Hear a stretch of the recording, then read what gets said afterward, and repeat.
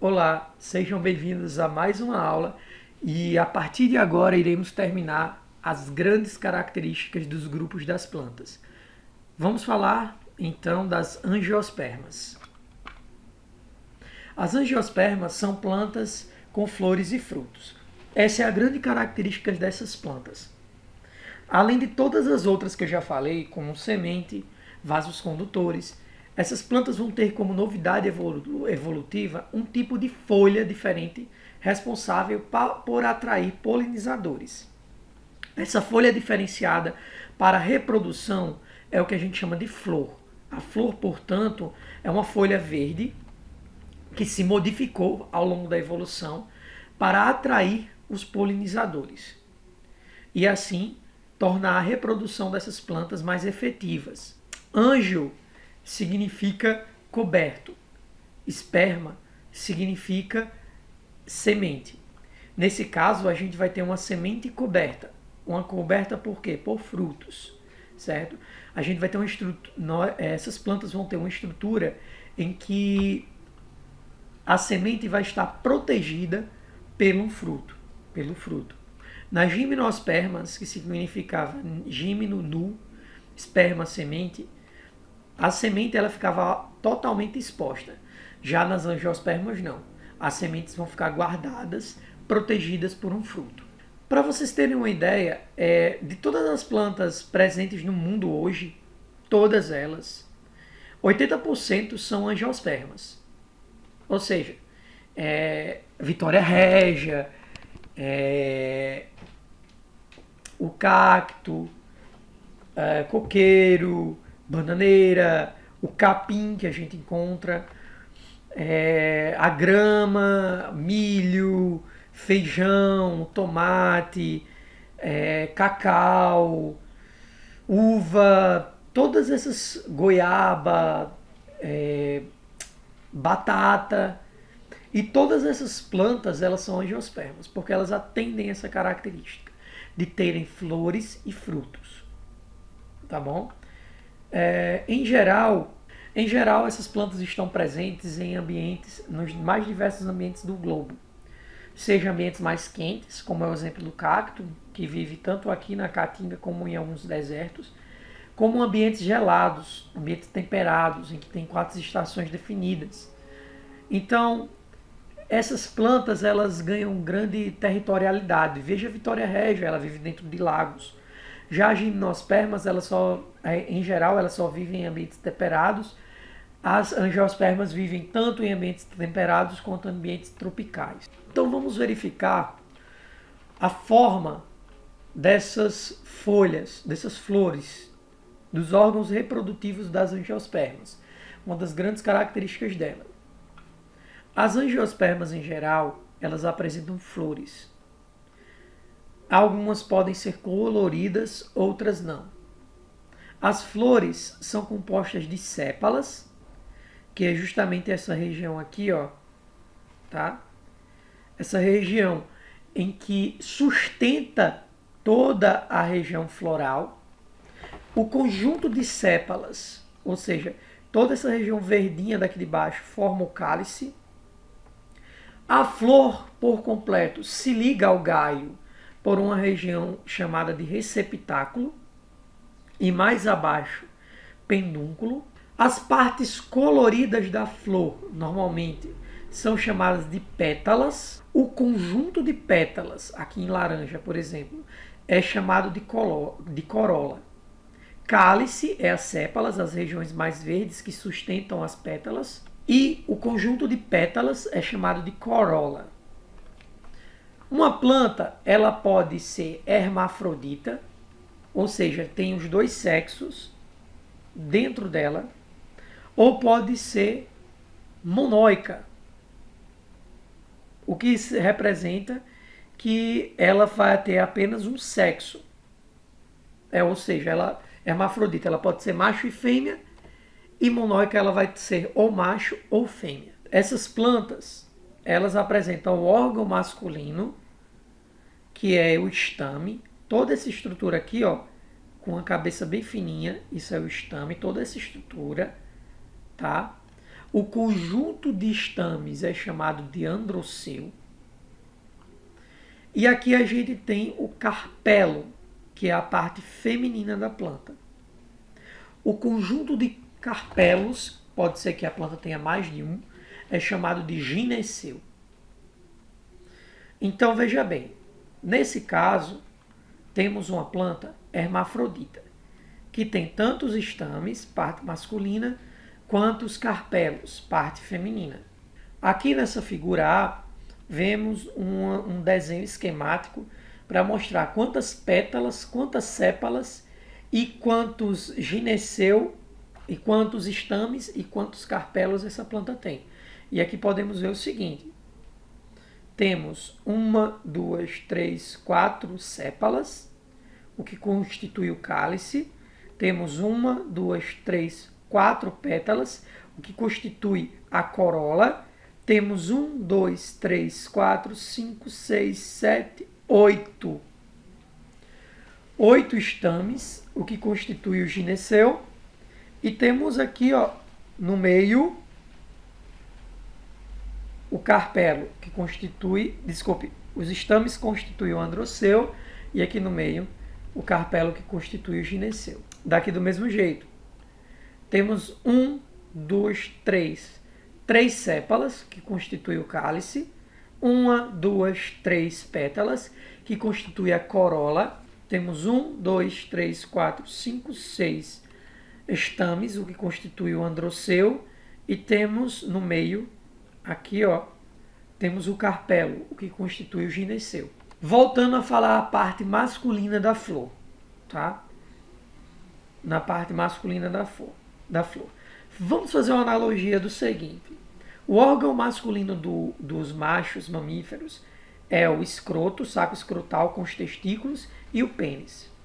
Então o estame seria o equivalente a isso nas plantas, a esse órgão nas plantas. E o carpelo seria o equivalente à vagina, grandes lábios, pequenos lábios, ovário, óvulo, tudo de órgãos femininos na fêmea dos mamíferos. Aqui seria nas plantas. Tá bom? Então vamos estudar primeiro os órgãos, o conjunto de órgãos masculinos. Aqui a gente tem um carpelo, o conjunto é o androceu. Não esqueçam. Esse longo tubo é o que a gente chama aqui. Aqui a gente tem o estame. O conjunto de estames é o androceu. Não se esqueçam. Aqui a gente tem esse tubo fino. Esse tubo fino é chamado de filete. E em cima temos a antera. Já no órgão feminino, temos então o óvulo, essa região mais interna, que vai dar origem à semente, não esqueçam. Temos o ovário, que vai dar origem ao fruto. Aí temos o cano, que vai ligar até a extremidade ali. Esse cano aqui é chamado de estilete. E a boca desse cano, dessa entrada aqui, que vai ligar até o final, até o óvulo, vai ser chamado de estigma. Então, o carpelo é feito dessas 4 estruturas. Já os estames são feitos de 2 estruturas: filete e antera. Lembrando que toda essa região masculina e feminina é o que a gente chama de microsporofilo da masculina, ou seja, são folhas modificadas. Isso tudo era uma folha verde que se modificou evolutivamente. E são folhas modificadas para a produção de esporos, tá? Já aqui a gente tem o megasporofilo. Desculpem. E toda essa região, ela fabrica o que a gente chama de esporo feminino, ou megásporo. Lá na frente vamos revisar tudo isso. Só finalizando, toda essa região é o carpelo, a parte feminina. Então a gente tem externamente o ovário, temos então o estilete e o estigma. Já no masculino, a gente tem o que a gente chama de estame. E no estame a gente tem o filete e tem a antera. Mais uma foto para vocês verem, tá? Que a gente tem o filete e tem a antera do estame, da parte masculina. Aí se eu cortar aqui esse estame, aqui vai estar cheio de grão de pólen, que eu vou já explicar para vocês o que são esses grãos de pólen. Vamos agora para a produção de grãos de pólen, do gametófito masculino. Então vamos lá. Lembrem-se que o esporófito é uma planta diploide que produz esporos. O gametófito é uma parte da planta haploide que produz gametas. Desde Gimnosperma, vemos que o gametófito são os famosos grãos de pólen. Tá? O gametófito ele fica muito pequeno e depende para sobreviver do esporófito, que é a planta grande, a planta adulta que nós vemos. Existe uma célula que fica aqui dentro dessa região, chamada de esporângio. Como é um esporângio masculino, a gente chama de microesporângio. Dentro existe uma célula diploide, vamos dizer que ela tenha 30 cromossomos. Essa célula faz meiose, aquilo que a gente sempre representa aqui, ó, com um Rzinho com acento, tá? E, no caso, faz meiose dividida em 4 células, cada um vai ter 15. Lembrando que meiose é a divisão celular em que as células filhas terão metade do número de cromossomos das células mães. Temos 4 células, cada uma com 15 cromossomos. Após isso, cada célula vai fazer mitose, vai se dividir, se dividir, se dividir, e cada uma dessas 4 células vai originar o grão de pólen, o gametófito haploide, tá? Ou seja, o gametófito aqui tem N cromossomos, não estão em números pares, não estão com seus pares, com seus cromossomos homólogos, e cada grão de pólen, que é o gametófito masculino, vai ter 15 cromossomos. Tá? Nesse exemplo, é claro. Terminamos, então, a origem do grão de pólen. Tá bom?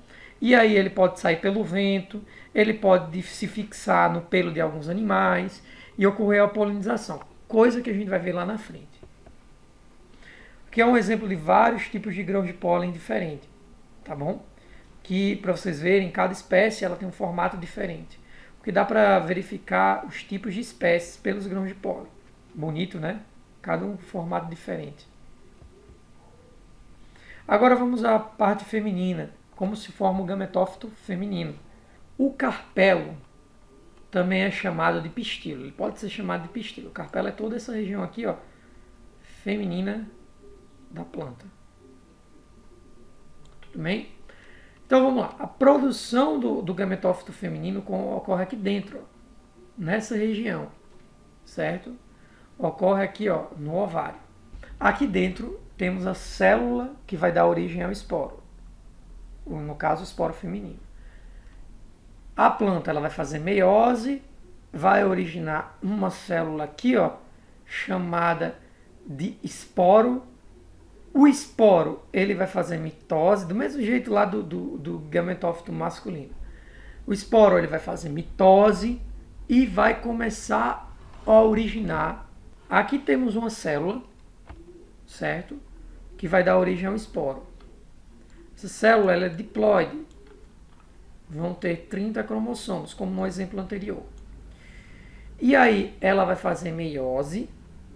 Ele vai fazer meiose e vai originar o esporo. No caso, como é o esporo mais feminino, então a gente chama de megásporo. São 4 células originando. São 4 células que dão origem aqui, ó. 1, 2, 3, 4. Tá? 3 elas morrem, só resta 1. Aí esse esporo, ele faz mitose e vai dar origem ao megagametófito. Eu vou ampliar aqui a tela para que vocês possam entender o que eu quero dizer com isso aqui. Aqui está o megagametófito. Tudo isso em vermelho é o megagametófito. O megagametófito ele vai ter os núcleos polares, são células importantíssimas aqui. Aqui a gente vai ter, na extremidade do lado esquerdo, nós temos 3 células, é o que a gente chama de antípodas. Do lado direito aqui, temos 2 células na extremidade, é o que a gente chama de sinérgides, tá bom? E uma célula no meio, que é a oosfera. A oosfera, aqui é o gameta, não esqueça. Gametófito é a célula, é o gametófito, é o organismo da planta, certo? Que vai dar origem às células gaméticas. Esporófito, que é a árvore grande, é o organismo da planta que dará origem aos esporos. Aqui temos, então, uma célula chamada oosfera, que é o gameta. Quem deu origem a ele foi o gametófito. Não esqueçam disso. Tá bom? E aqui a gente tem o gametófito feminino, ou também chamado de megagametófito. Ok? Vamos adiante. Agora você imagine uma planta, uma flor, uma masculina e uma feminina do outro lado. Como essa planta não se mexe, como é que ela consegue se reproduzir? Como é que o grão de pólen sai de um canto e vai bater na flor feminina lá do outro lado? Existem várias maneiras. O fenômeno em que um grão de pólen ele sai de uma planta para outra feminina é o que a gente chama de polinização. E aí pode ocorrer por várias maneiras. Pelo vento, a polinização anemófila. Anemo é vento, filo, afinidade. Ou seja, o vento bate e leva o grão de pólen de uma para outra. Entomófila são polinizações feitas por insetos. Os insetos eles vêm aqui, sugam o néctar da planta, a planta dá o néctar, um alimento para ele, e em compensação ele leva o grão de pólen de uma flor para outra. A polinização feita por ornitofilia. No caso, é uma polinização feita por pássaros, por aves, tá bom? Então a ave chega aqui, sai cheia de grão de pólen e poliniza a planta fêmea. Também temos outro tipo de polinização, que é a quiropterofilia, que é feita por morcegos. São polinizações normalmente noturnas, ou no crepúsculo, entre o entardecer e o anoitecer. E os insetos, os morcegos, eles sugam o néctar. Em troca, eles carregam o grão de pólen da planta macho até a planta fêmea. Agora vamos ver, ocorreu a polinização, ou seja, o grão de pólen ele chegou até o órgão feminino, o carpelo da planta. Ocorreu a polinização. É a entrada do grão de pólen, o contato do grão de pólen com o órgão feminino. Ocorreu a polinização, seja por vento, seja por morcego, por ave ou por inseto. Ou por mamíferos também, outros mamíferos, sem ser morcego. O que acontece aqui?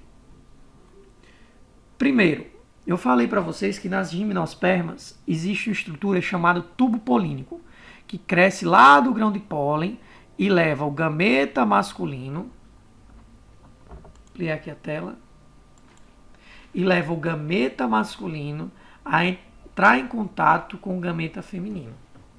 O nome dessa estrutura é chamado de tubo polínico. Ele deixa as plantas agora livres da água, independente da água, para ocorrer a reprodução. Isso é um fato incrível, porque agora elas não precisam mais estar tão presentes em ambientes úmidos, já que elas estão livres basicamente da água para a reprodução. Olha aqui, galera. O tubo polínico, lembra que antigamente o anterozoide tinha que nadar de uma gota de água até a oosfera da outra planta? Agora não é preciso mais isso, desde gimnosperma. Tá bom? Então o que acontece? O gametófito masculino ele vai liberar 2 células gaméticas. Imagine que aqui são 2 espermatozoides. Certo? Então vamos entender. Que é o núcleo do tubo polínico, né? O tubo polínico ele vai crescendo E aqui, uma dessas células gaméticas tem que fecundar a ósfera, que é a célula gamética feminina. Imagine que aqui é o óvulo. Para nascer um bebê, tem que ter a fecundação dessa com essa. Aí o que acontece aqui? Nós vamos ter, portanto, o gameta masculino, 2 gametas masculinos e a ósfera. Um gameta masculino, ele vai fecundar esses núcleos polares. Olha só que interessante, cada núcleo polar desse é haploide, ou seja, cada um vai ter 15 cromossomos no nosso exemplo. E essa célula vai fecundar eles dois ao mesmo tempo. Então, o gameta masculino também tem 15. 15 mais 15 mais 15, vamos ter então um tecido triploide com 45 cromossomos. Já o outro gameta, lembre-se que são 2. Um fecunda os núcleos polares e o outro vai fecundar a ósfera, certo? Essa região aqui. A ósfera fecundada vai dar origem à semente, o embrião da semente. E aqui, os núcleos polares vão dar origem a um tecido chamado de endosperma. Esse tecido é como se fosse um nutriente para que o embrião se desenvolva.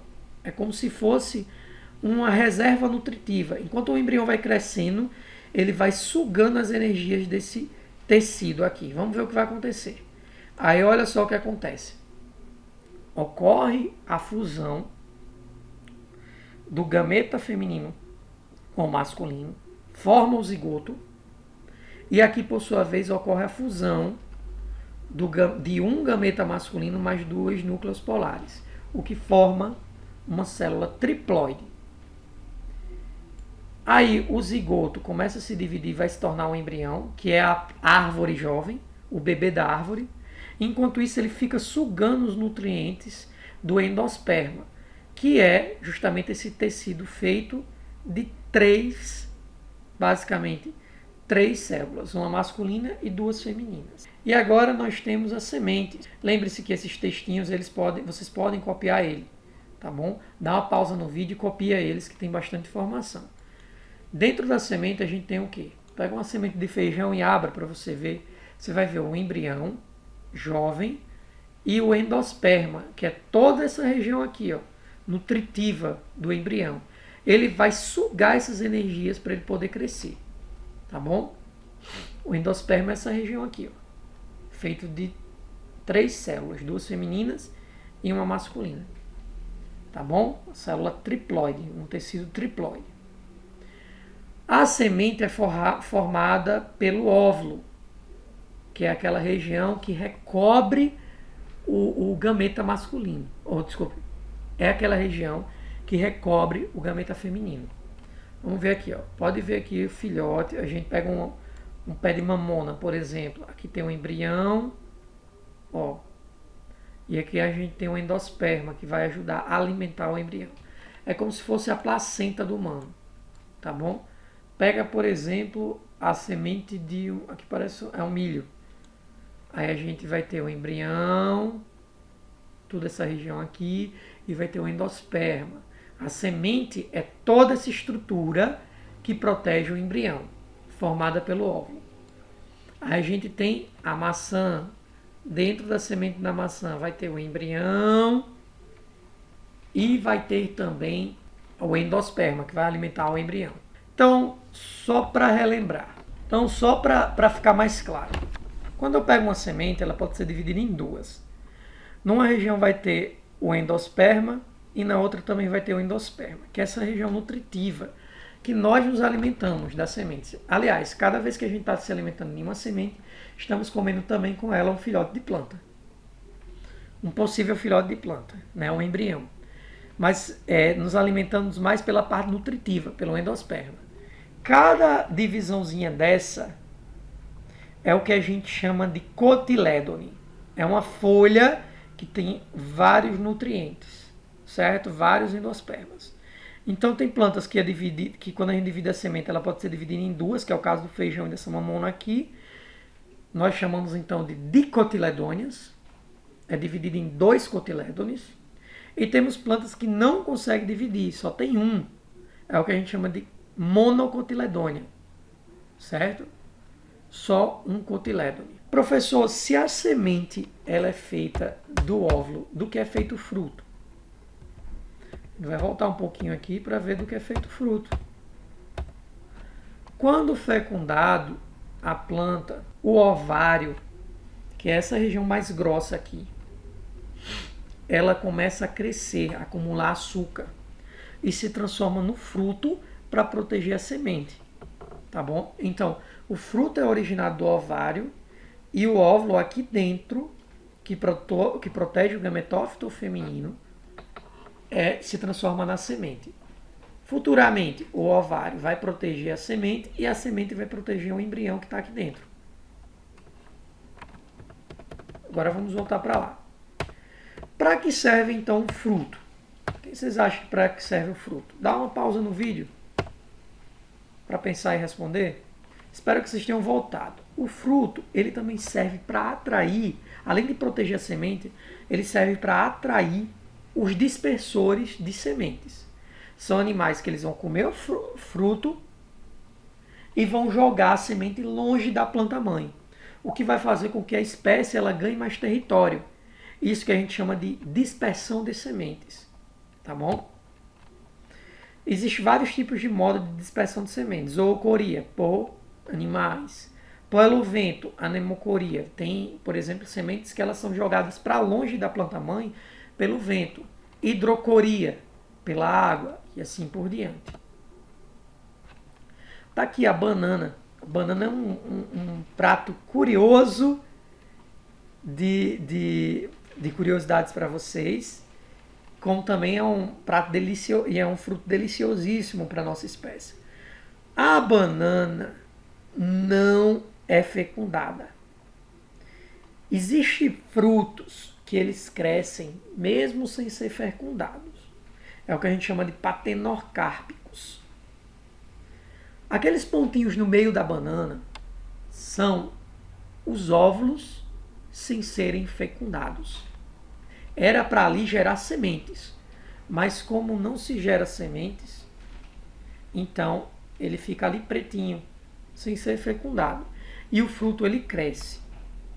A maioria das bananas que chegam à nossa casa, elas não são fecundadas, elas não se reproduzem de forma sexuada, só de forma assexuada. Olha que curiosidade. As bananas selvagens, elas são muito pequenininhas, semelhantes a essas daqui, certo? E, por incrível que pareça, existe muito em florestas, mas o gosto dela não é atrativo. Vamos ver alguns exemplos aqui. Só um detalhe. Frutos que não são feitos do ovário, que não são originados do ovário, que é o caso da maçã, que é o caso do morango, do abacaxi, do caju, são chamados de pseudofrutos. Se eles são originados de qualquer outra região, menos do ovário, são chamados de pseudofrutos. Vou pegar o exemplo do caju. Vou ampliar aqui a tela. No caju, o fruto seria a castanha. Aí aqui dentro vai ter a semente, certo? Vai ter a semente e dentro da semente vai ter o embrião. Isso daqui que a gente come mais docinho é o pseudofruto. Simplesmente porque ele não foi originado do ovário. A gente só pode denominar fruto aquilo que vem do ovário. Olha aqui da maçã, por exemplo. A maçã aqui a gente tem o pseudofruto, certo?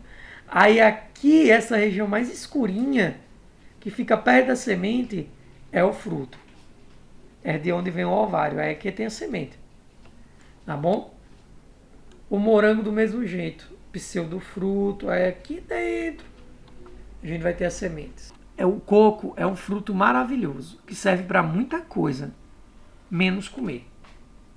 Como assim, professor? A gente toma água do coco, come a lama do coco, faz cocada, faz tudo e não comemos o fruto? Isso mesmo. O fruto do coco é essa região aqui, ó, fibrosa, ó, cheia de fibras. Como a dispersão dessa semente é feita pela água, então ela precisa ser leve para boiar de uma ilha para outra. Então o que nós comemos basicamente é a semente do coco, o endosperma. Toda essa parte branca, juntamente com a água, é o endosperma do coco. Então a gente está comendo a semente do coco e não o fruto. Olha que interessante. O fruto ele tem outra função. E para que tudo isso hídrico e carnoso, que é esse endosperma? Então, para que tudo isso? Justamente para nutrir o embrião.